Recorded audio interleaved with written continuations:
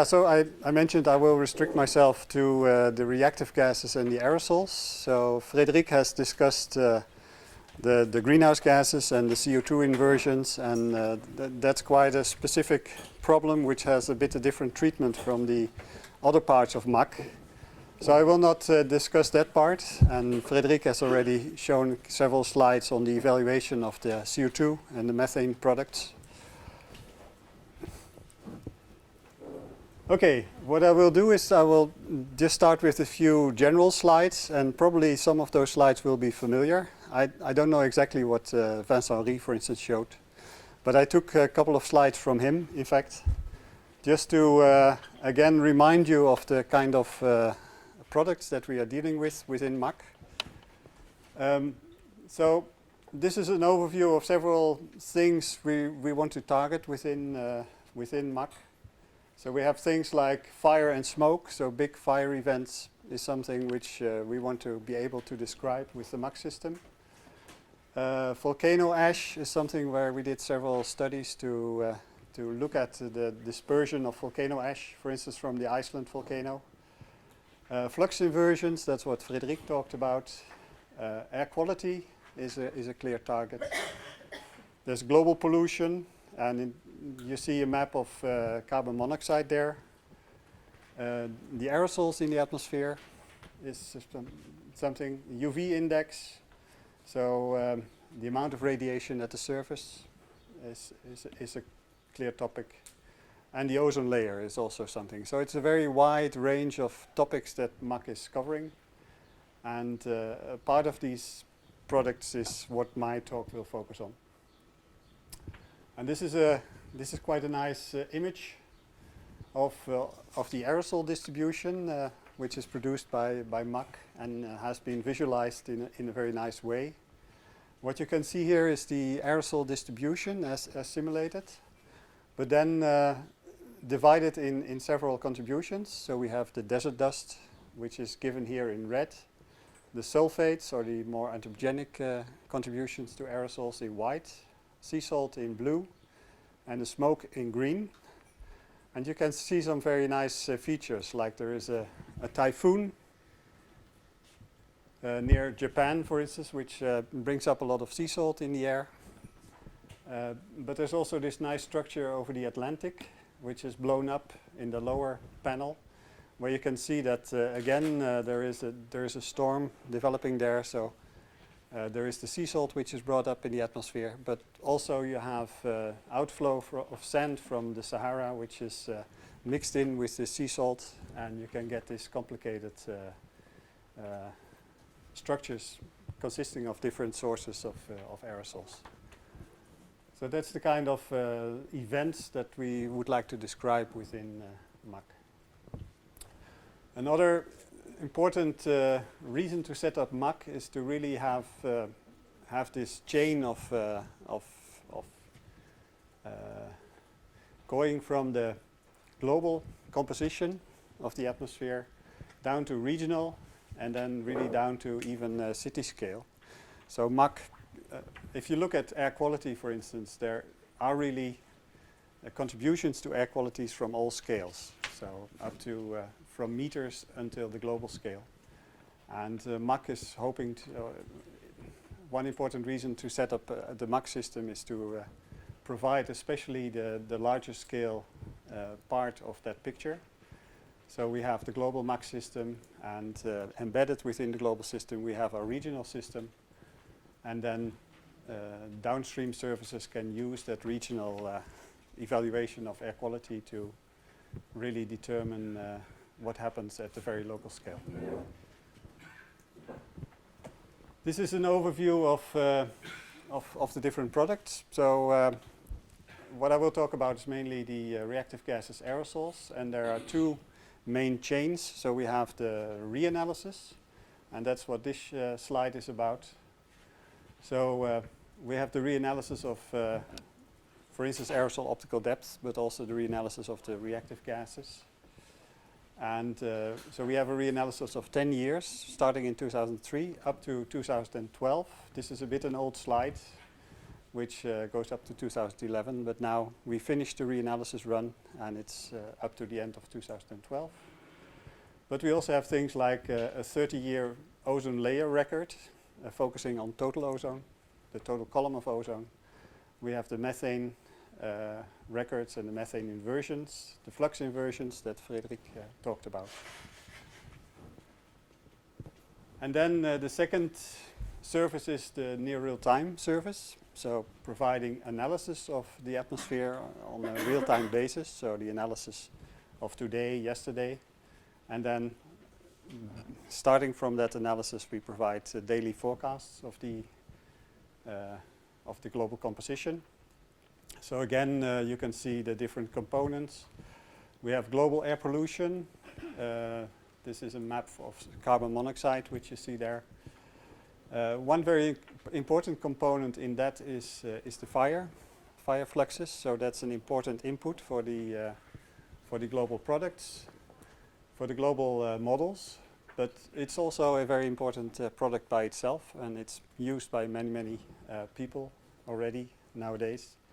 So these daily maps of where the different fires are all over the globe. But we also have things like the UV index on a daily basis, aerosol composition on a daily basis. And then this global component of the system feeds into the European air quality, and they use the daily forecasts to nest the European scale models and then provide the forecasts on the European scale of air quality. So those are the kind of products we will be talking about. And just one example is how to combine this fire data with the global modeling. It's given here. So one particular event we have done quite some work on to analyze is the Moscow fires, and there's a paper by Vincent on this. And what you see in the top left panel is what happens if you just do a simulation without any fire emissions in MACC, and you see that there is very little signal in CO, in this case carbon monoxide, over Moscow. But then we really looked at the fire emissions for this particular case, and optimizing the fire emissions so that you can really describe what's happening during this big event. And that's the lower panel, so that's still a free running model, but then with fire emissions added. And then you can compare that with independent measurements, so the MOPIT measurements, but you can also assimilate the MOPIT measurements, and that's the lower right panel, where you can see that the analysis is getting very close to the observations. So again, it's MACC. A very important aim of MACC is to describe these kind of large-scale events and to see what's going on. Other large-scale events are dust events, and that's also an important product of MACC, is to describe how dust is changing from day to day, from hour to hour, in fact. And this is on the lower panels. You can see the simulations by the MACC system of a particular Saharan dust event, going from the 5th of April to the 10th of April. So it's 6 days, consecutive days. And you can see how the dust develops. And sometimes dust is really brought up to Scandinavia. But especially, of course, the Mediterranean is very much influenced by dust. And it's very important for them to have good dust information. But sometimes you really have these events where dust goes up all the way to northern Europe. And you can see some validation here. You can see the imaging from the MERIS instrument, which clearly shows the dust over the Atlantic. And then you can also see OMI. OMI is measuring an aerosol index, especially absorbing aerosols. It's sensitive to absorbing aerosols. You can visualize that. And you can see structures like, for instance, on the 7th of April, you see this structure close to England on the Atlantic, which is quite nicely described by the MACC system. You have a similar structure there. So that's the kind of things we are after. And then apart from the troposphere, MACC is also focusing on the stratosphere. So looking at the ozone layer and the ozone hole. And yeah, this is an example of monitoring of the size of the ozone hole over a large period, some 10 years, 10, 11 years. And you can see, for instance, differences from one year to the next. So the ozone hole is very variable. And for instance, in 2010, there was a very late start of the ozone hole, and you can see much less depletion there compared to an earlier year, the 1st of September. Okay, so yeah, so within MACC we have these two main components. We have the global system and the global analyses, and we have the regional system. I will not focus on the regional system here. I will focus on this global system. So it's based on the ECMWF model, the IFS, and for the reactive gases, we have coupled the IFS to two models, three models originally, the Mozart TM5 and the MACC-II. And so that was done in a two-way coupled approach with just a limited amount of species in the IFS system itself. And at this moment we are working towards a system where chemistry is really fully integrated into IFS with different chemistry schemes, again from Mozart, TM5 and IFS, and from MACC-II being available inside the IFS so that you can choose which one you want to use. And we can also explore this kind of mini ensemble. So we do runs for all these different configurations, and so look at the ensemble approach, look at which models perform best for different cases. And there's a lot of assimilation data going into the system. So it's important to realize that we are not only focusing on composition, but also doing the weather at the same time. So there's a lot of satellite sources going into the system, and in situ instruments, all the weather observations are basically going in. And on top of that, we have composition data from about 10 satellite instruments. So it's important to know all the details there, so which kind of satellite data is available, what goes in, and which parameters in the system are really well constrained. Okay, so that's my brief introduction. It's a bit a teaser to again remind you of the things we are trying to model, and also this focus on the variability. And now I want to focus really on the core part of my talk, which is the validation of the global analyses, the forecasts, and also the reanalysis. Okay, but let me start. So we have, within MACC, we have a separate group, which is the validation subgroup, which I'm coordinating. And in fact, there's a lot of people involved in this group, and I want to start with acknowledging all my co-workers here. So we have about 12 teams which contribute to validation. But apart from those people, we have a lot of contacts with all the modeling teams, so there's a lot of coordination between the different sub-projects going on within MACC.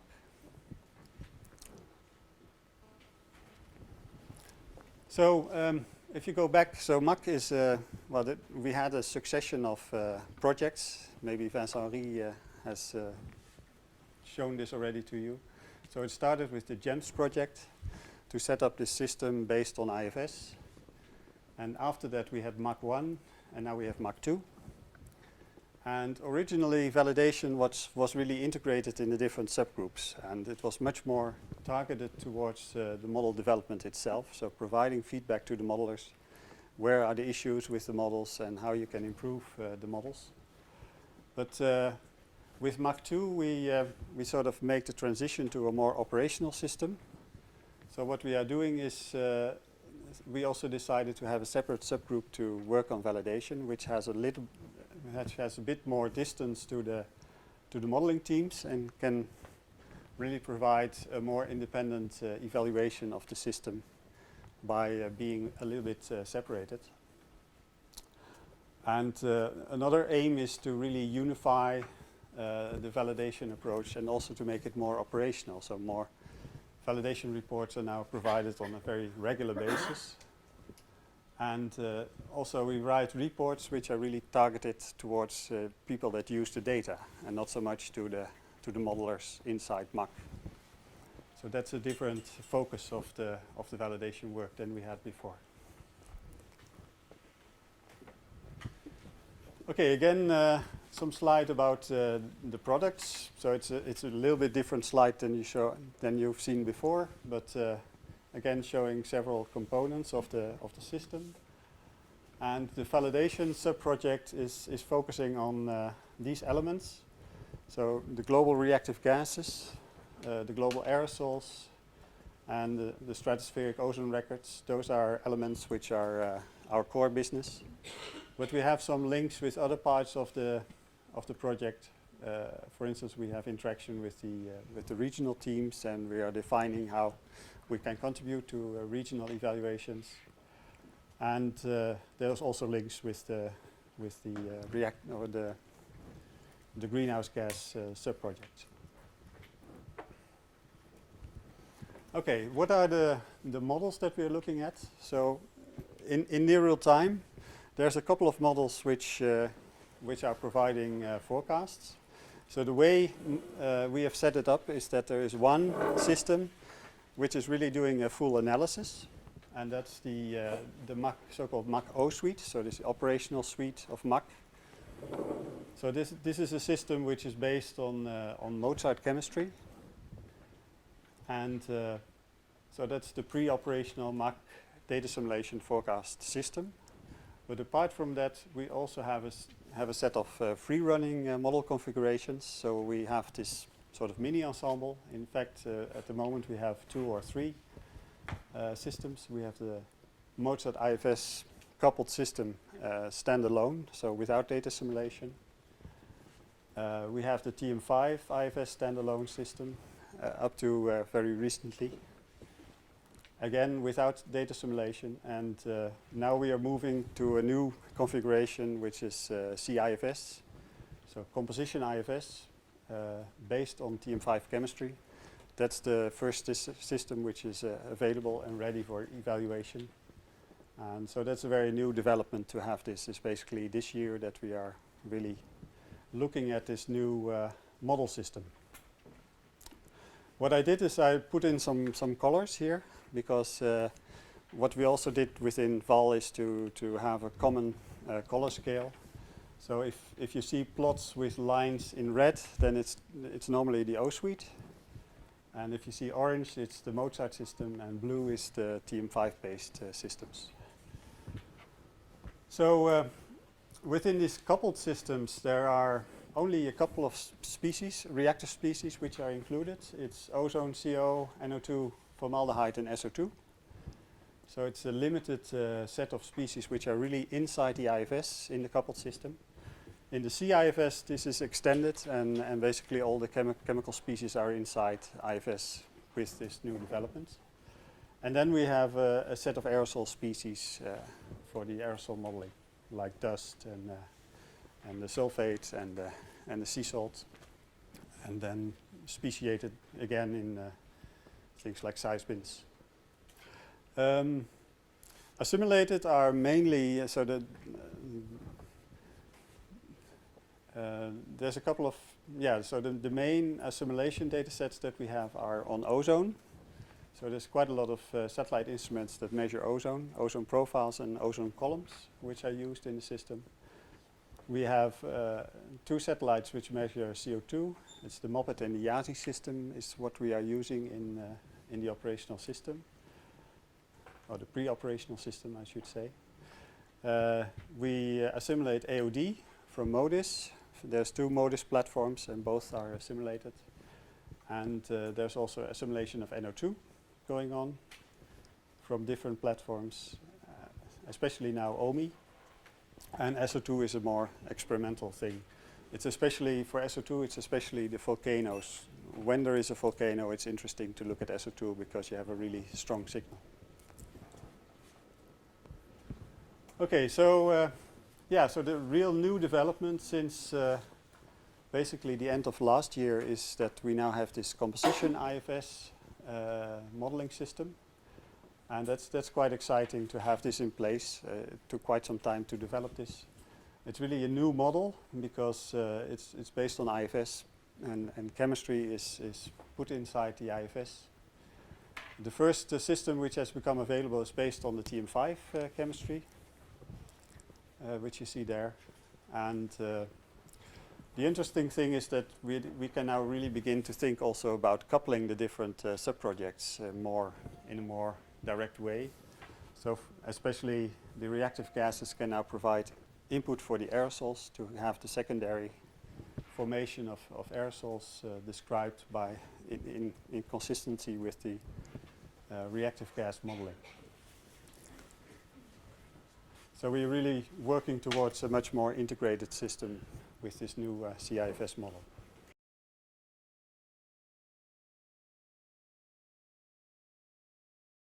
Okay, another aspect of the validation sub-project is that what we want to do is to harmonize our approach towards scoring within MACC.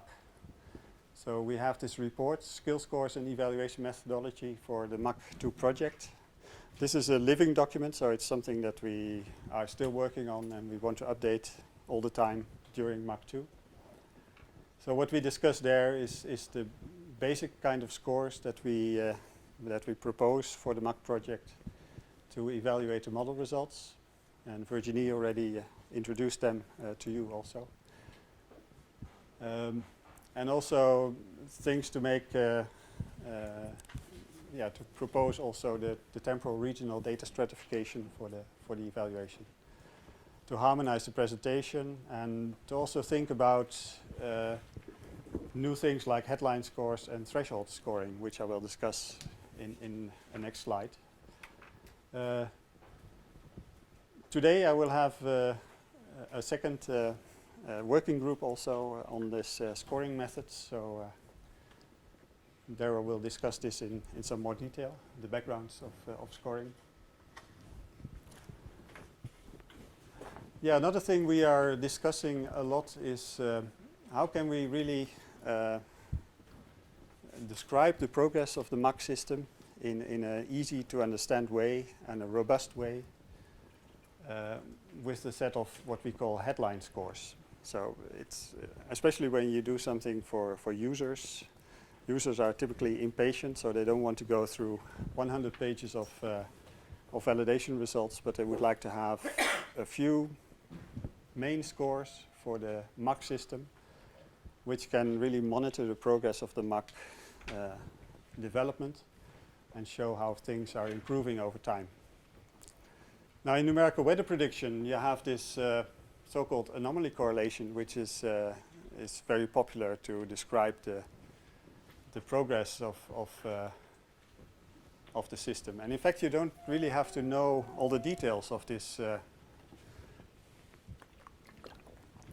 you don't have to know all the details of how exactly the anomaly correlation is computed, but what you see there is on the axis you have the time, so from 81 until 2011, and you can see the scores for the different forecast times, so the 3-day forecast, the 5-day forecast, the 7-day forecast, and the 10-day forecast.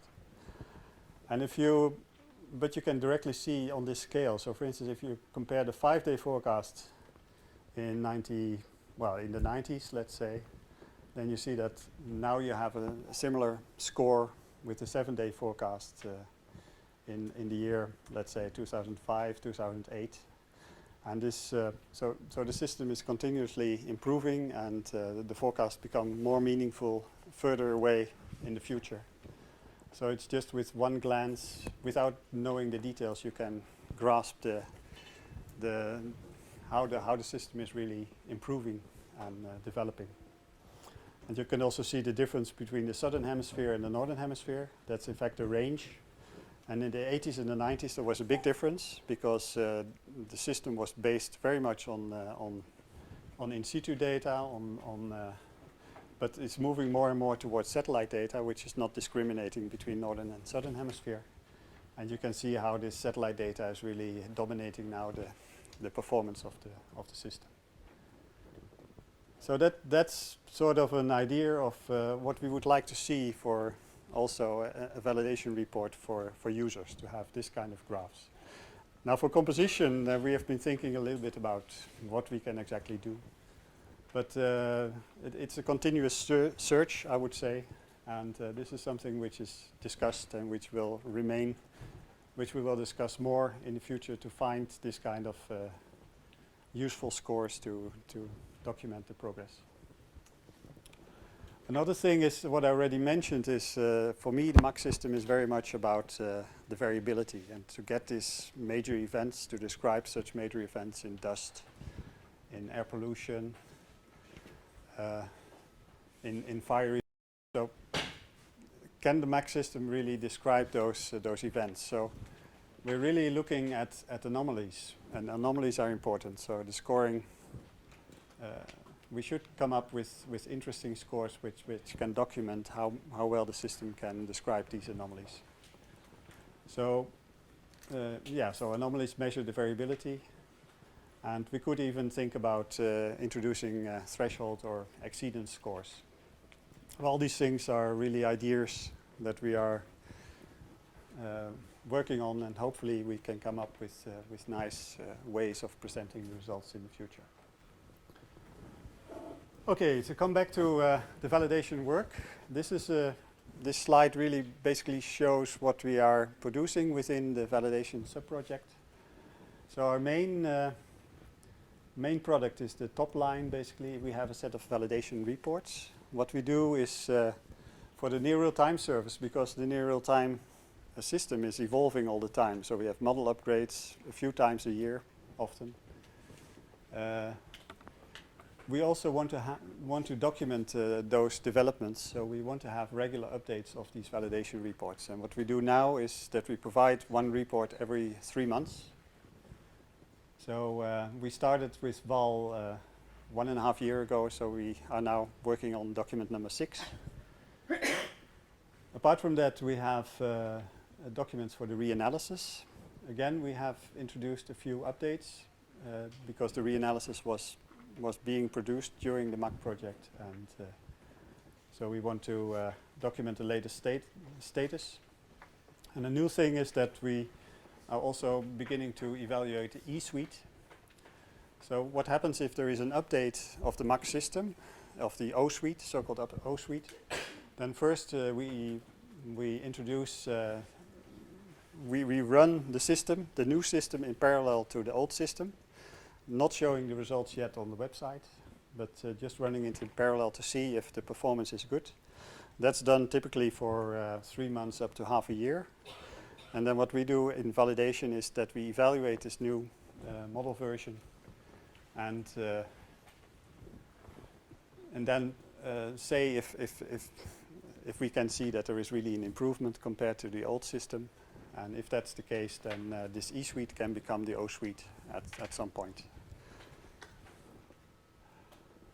Apart from these reports, we also have web pages where you can find more detailed plots. So there is a lot of regular monitoring and irregular monitoring happening. So some of the web pages are updated every couple of months or something like that, providing you with detailed plots on the past performance of the system. So if you're interested in a particular month, you could try to find this particular month on those web pages to see if you can get some verification information for that particular month.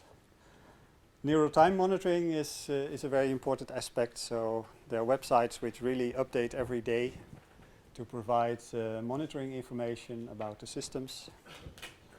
And so those are the main elements of the validation work that we do. This is a couple of snapshots from the validation websites. So we have different components. So on the top, I will go from the top to the bottom. So the first panel is the comparisons with AeroNet optical depth. So that's monitored on a daily basis. So you can see how the model compares to AeroNet in a near real-time way. So for the most recent forecast that we do, the most recent analyses. There's monitoring against MACC-II, tropospheric NO2. That's an independent retrieval which we compare our NO2 model forecast against. Comparisons against surface data from the GAW network. So we have different stations where we also have this real-time monitoring of the performance of the models. Comparisons with MOPIT for CO, carbon monoxide. There is quite some work on the stratospheric evaluations happening. There's a separate website set up by BIRA to do stratospheric monitoring and validation. And the panel which is shown in the middle here is an example of where ACE FTS is compared with the model results. Then we have IAGOS, so the aircraft measurements. So also that is available in quasi-real time.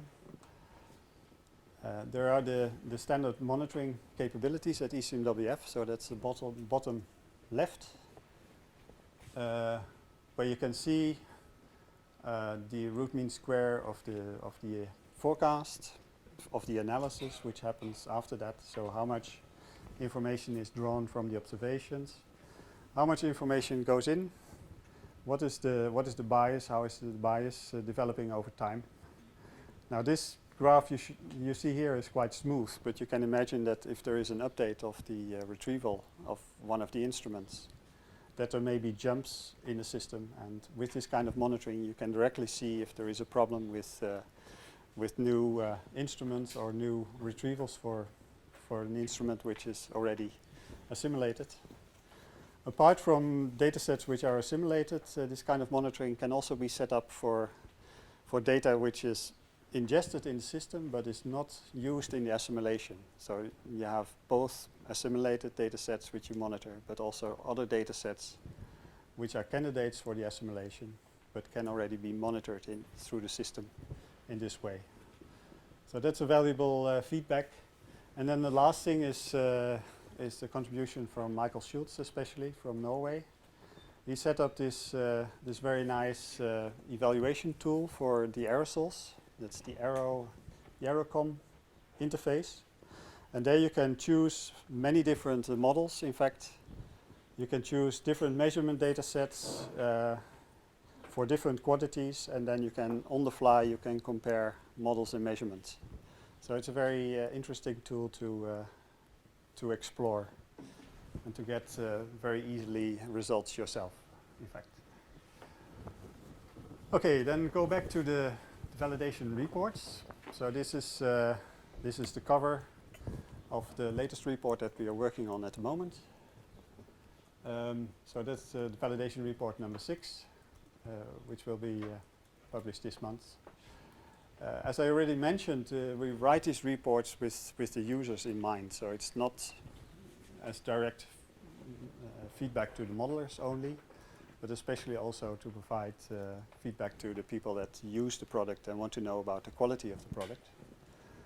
So that's why we spent quite some time to write a careful summary for the users as a first quick summary of the main results of what's in the report. So that's typically something like 7 pages. We provide quite detailed background information. So what are the model configurations that we look at? What is the data that goes into those data simulation schemes? What are all the changes that happened over the past year? So to really show to the users what has changed in the models over this year and what has changed in the data sets that go into the assimilation. We also provide information about the availability of the data sets, so how timely are the forecasts made within MACC. So that's background information. Then there is a large section clearly on detailed validation results, and we also decided that we would like to really focus on case studies. So that's we have one section dealing especially with case studies. So it's dust cases, fire cases, pollution episodes, and also things happening in the stratosphere, so special events with the ozone hole, or maybe ozone breakdown over the northern hemisphere is clearly something of interest. to look at in more detail. So how well is the MACC system able to describe those kind of events? And there's also, we spend time also on the traceability. So what we also do is provide an annex where we describe how we do the validation work and what are the versions of the different of the data sets that we use for validation and how is the validation done. So yeah, so those are the near time reports that we produce. Apart from that, we have a report for the reanalysis to describe the validation of the reanalysis. We have a report on this separate product, which is a 30-year analysis of stratospheric ozone, the ozone column. And the new thing is that, yeah, so we have now also these reports to give information about the upgrades of the system. So is the upgrade really improving the performance of the system? And that's a report which is really meant as feedback to the modelers for them to say, okay, shall we do the upgrade or shall we wait and first improve some issues with the model? And yeah, so this focus on events. So we have looked at this kind of events shown here. So the dust storms, I already mentioned most of them. Major fire events like the Moscow fires is an example. Air pollution events, ozone hole, and volcanoes. Okay. So next, what I will do is give you several examples of the validation work from those reports.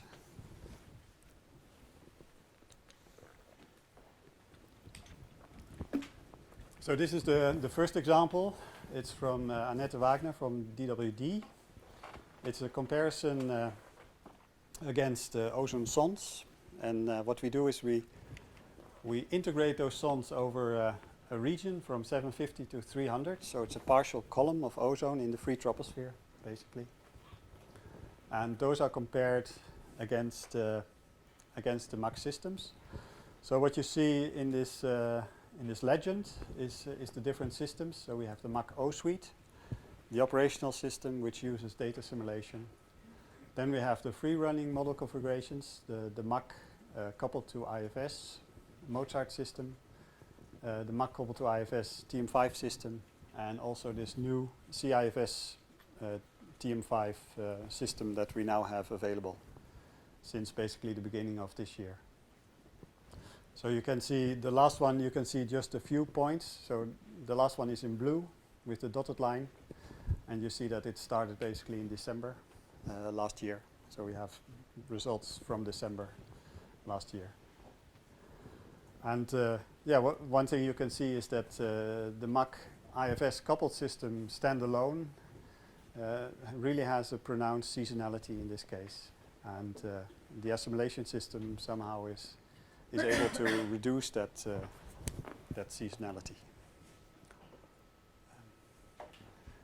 Okay, another example is the comparison against the aircraft measurements. So we have the IAGOS system in place.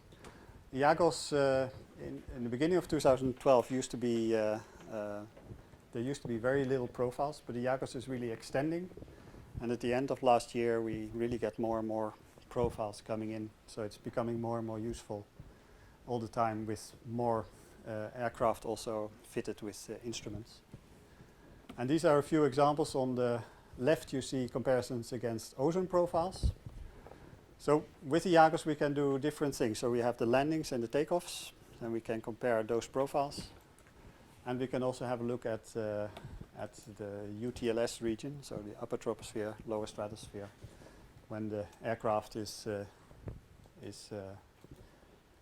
at its cruise altitude. So these are comparisons. On the left you see comparisons against ozone profiles. The first one is for Frankfurt. So most of the profiles we have for Frankfurt because the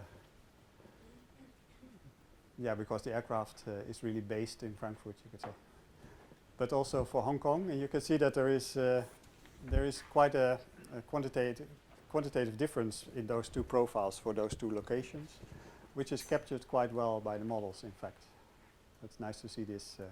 again, the colors are the same. So the red one is again the operational analysis system, and the blue and the orange are the standalone model configurations, the Mozart and the TL5.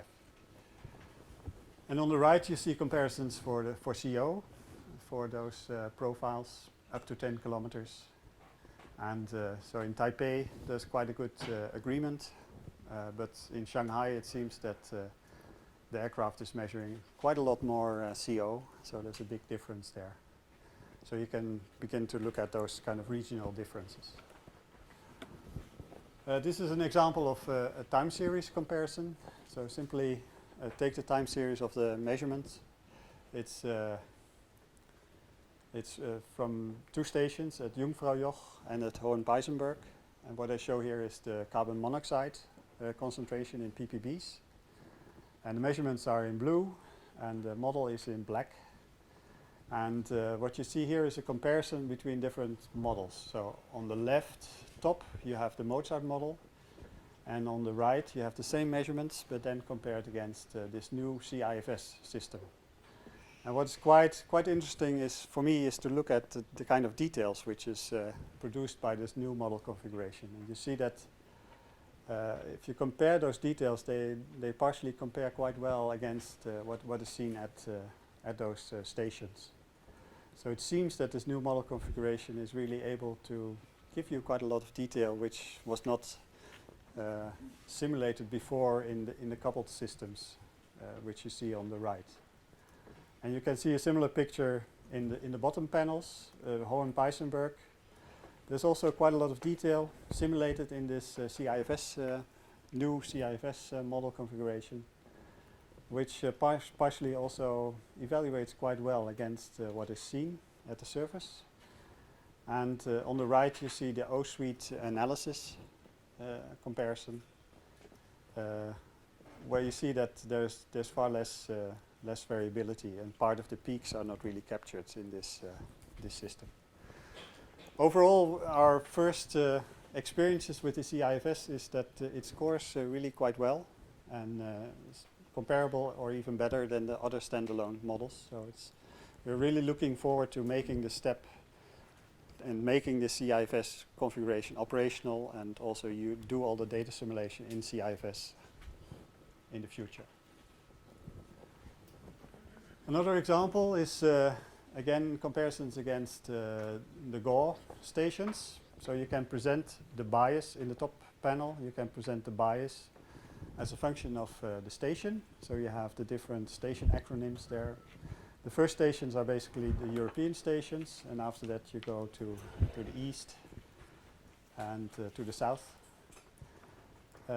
One thing which is quite prominent in these comparisons is that we have this negative CO bias, and that has been something. So the models really tend to underestimate CO. The analysis is clearly better because it's using, it's assimilating data and thereby can have a smaller bias.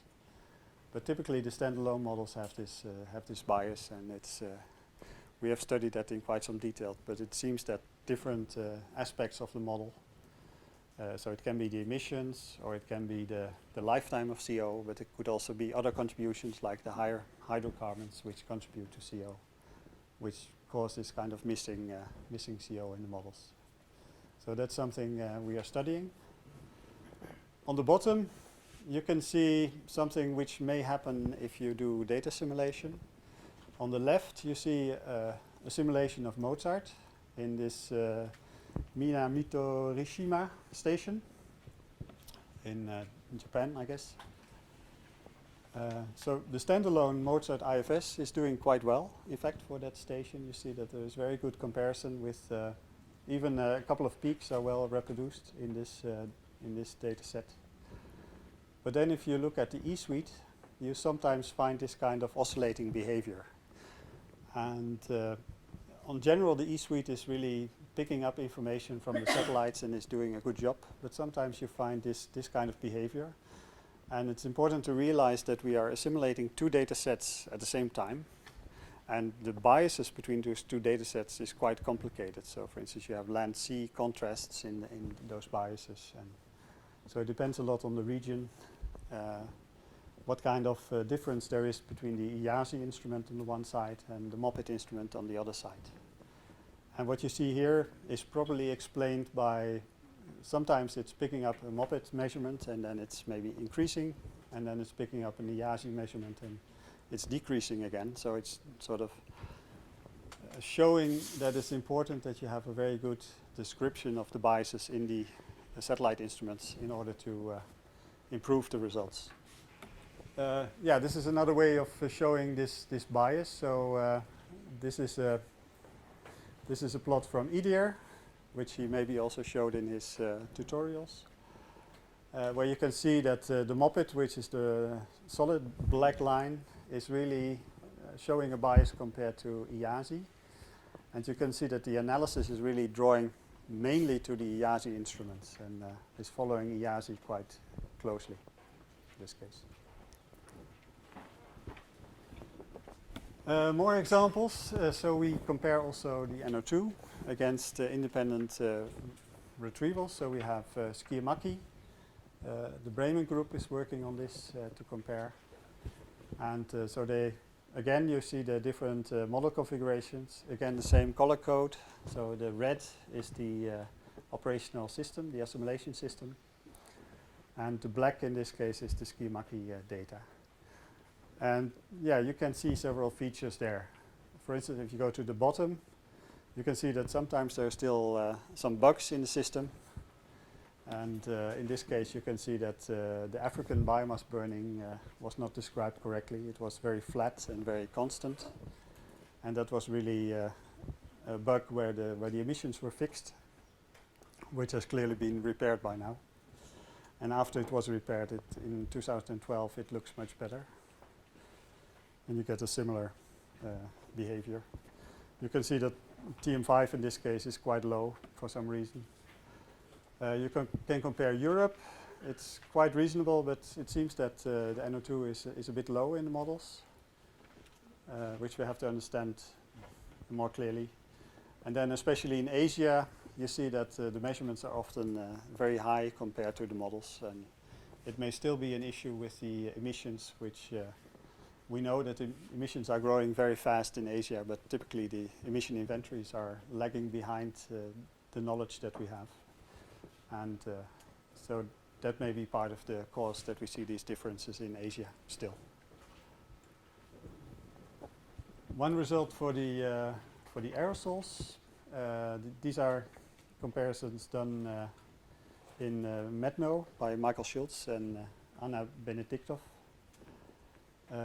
So they are comparing mainly against the Aeronet stations, which are available worldwide. And what you see here is they look at this correlation coefficient, so the variability of aerosols, and compare this against the climatology. And in green you have the MACC climatology, the MACC reanalysis. And you see that if you compare Aeronet against the reanalysis climatology, you get lower correlation scores than if you do the near real time. So that implies that this near real time product really captures more of the variability compared to this climatology.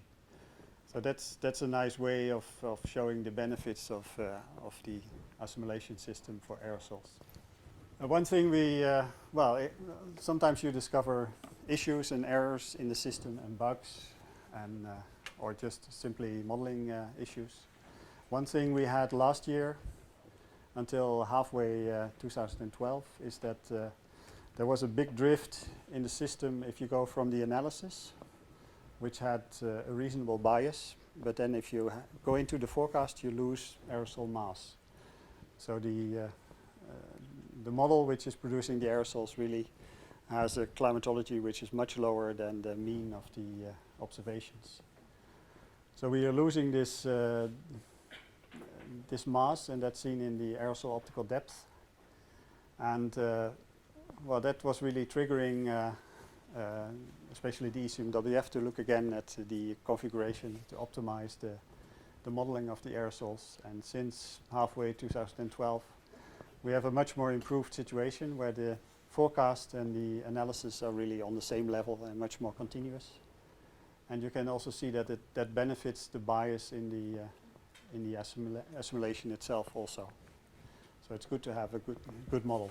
One more example is comparisons for the stratosphere, and luckily we still have quite some profile information available, but the observation system is, we have quite a lot of old satellites now which can measure stratospheric profiles, and there's really a danger that in maybe a couple of years' time we will lose a lot of those facilities. So then we will have much less constraints on the stratosphere. But this is comparisons of the analysis, and again, same color code, so the same models, comparing the vertical profiles against ACE-FTS, and yeah, you can see that over quite a large range, the biases are quite small. So in the MACC system, we are assimilating MLS data, MLS profiles.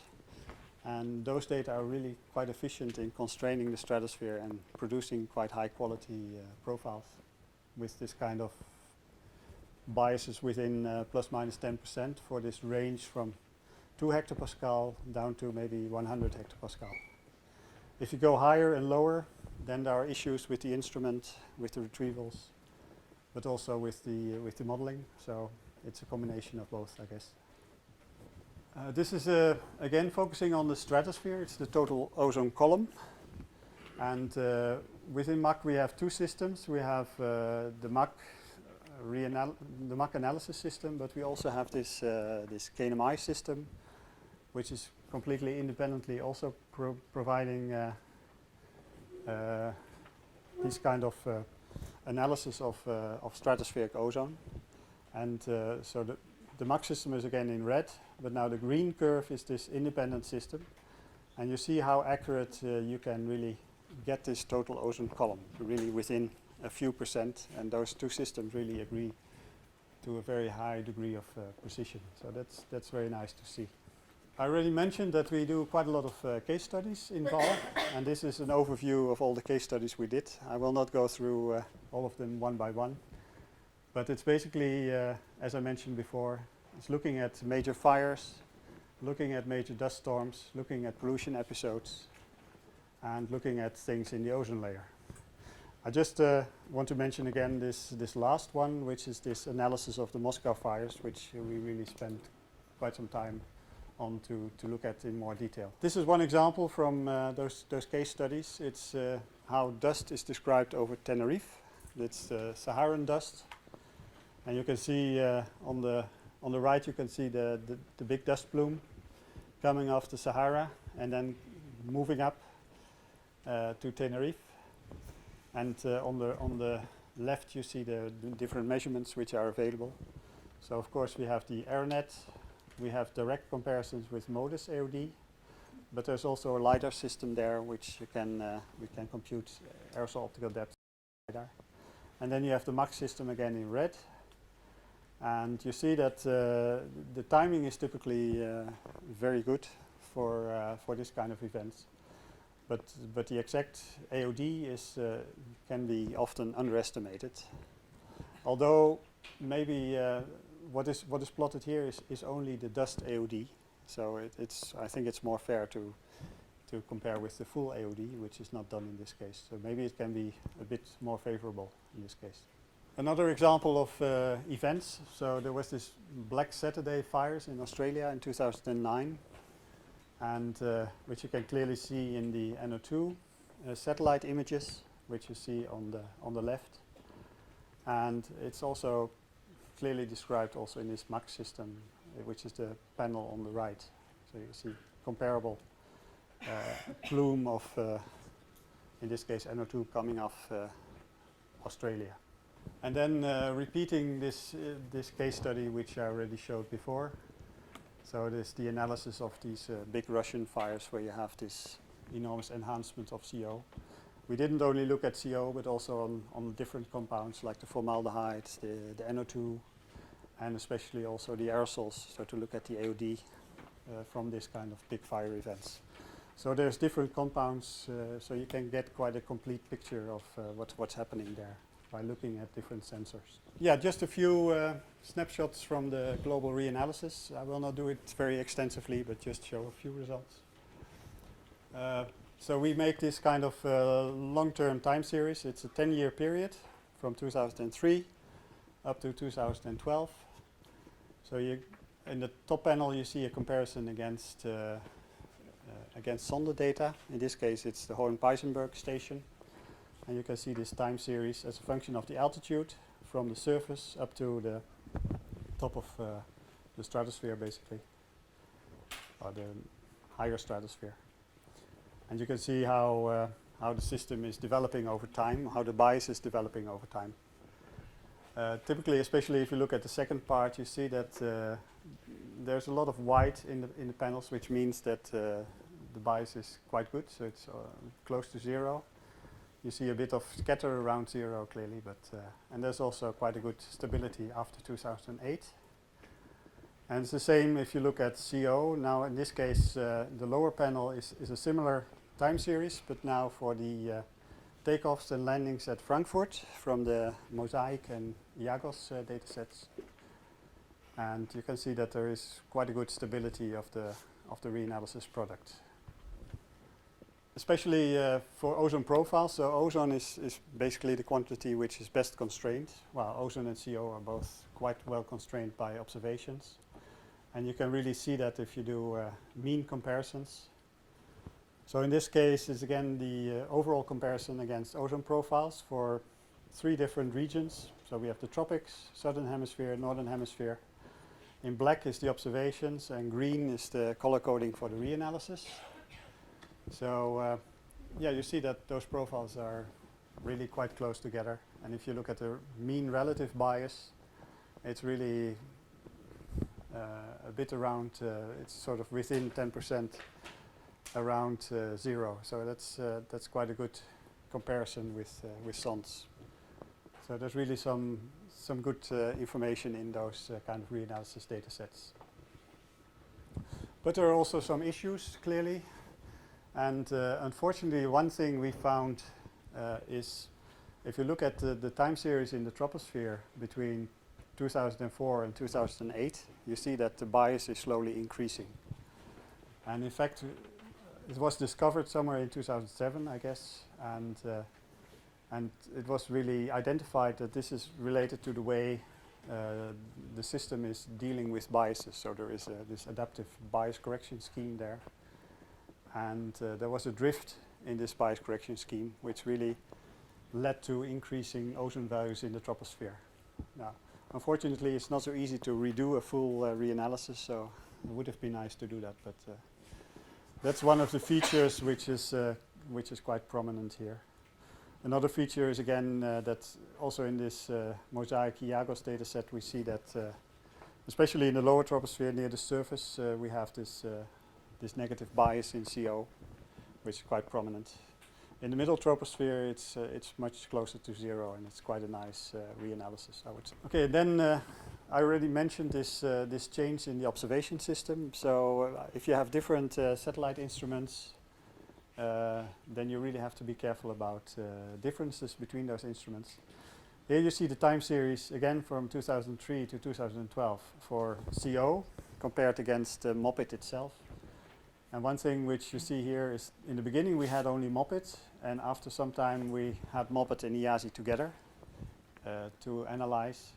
And you can see that in the beginning the reanalysis, which is green again, follows the MOPIT quite closely. And then after that it's drawn more to IASI, which has a bigger impact on the system than MOPIT itself. So there is some change in the system after 2008. So it's important, if you're interested in trends, it's important to realize that there are these kind of changes in the system. Another example of biases in satellite instruments is if you look at AOD. So again, the time series of the reanalysis, and you have biases here on the vertical, and the 0 is somewhere halfway. So at the beginning it's sort of oscillating a bit around 0 comparing to AeroNet data. But then in the second half you see that it's increasing, so there is a positive bias. And that could be traced back in a trend in the MODIS data. So we have 2 MODIS instruments, and especially the MODIS Terra is something which is showing a trend over time in the past, in the last years especially, and that's influencing those results. Okay, I'll almost wrap up, but just to make one remark about, so we now have a new product, which is this quick verification of the eSuite. We had a first exercise this year, and we produced this report. It's also important in making the step towards operations of MACC that we really have a good screening of new model versions that we introduce, and that we know that we are not, if there are bugs in the system, that we really are able to identify those, and that we can really be sure that the new system is performing at least as well as the old system. So this is one example. In fact, it turned out that there was a problem in the last O-Suite, and in fact the O-Suite has not been promoted to, or the eSuite has not been promoted to the O-Suite yet, and that's mainly because of this issue. Because again, we see that in the new model configuration, the aerosols again show a drift, and aerosol mass is lost if you go from the analysis, which is on the left, to the forecast on the right. So that's something which we want to solve first before we really upgrade the eSuite to the O-Suite. Just to show that we are also looking at, we want to see if we can extend the kind of data that we can use within the validation subproject. These are a few examples from DWD. What they propose to do is to use their ceilometer network, which is quite a new validation data source. There's quite a lot of ceilometers around, so you have really a dense network. But typically ceilometers are not as accurate as really high power lasers, let's say. But the ceilometers that they have in Germany are high quality, and you can really do some interesting work with those ceilometers. And you can see 2 examples here. It's this volcanic ash which went over Germany from the volcano in Iceland, which you can clearly see in the readings, LiDAR readings, and also in the vertical profiles. Another thing they look at is the Saharan dust, and that's the lower panel. That's the occurrences of plumes over the LiDAR network in Germany, compared to when MACC is really saying that there should be dust moving over Germany.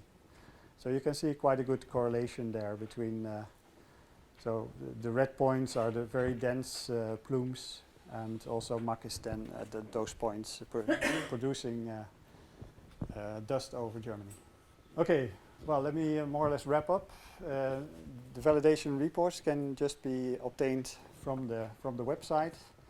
We are quite prominent on the website. There is this verification page on the MACC website. When you go to the product catalog, you will see a verification and a validation button on the bottom, which brings you to the validation results. And yeah, we have this website with all the validation reports on it. And yeah, just again to show you how VAL is important for the process within MACC. So within VAL we do research and development, so we are improving our approaches, but especially this eSuite, which is the third thing here, is we are contributing to this eSuite validation to screen new model versions, and then we provide detailed validation for the O-Suite. And that's all. Okay, thank you very much.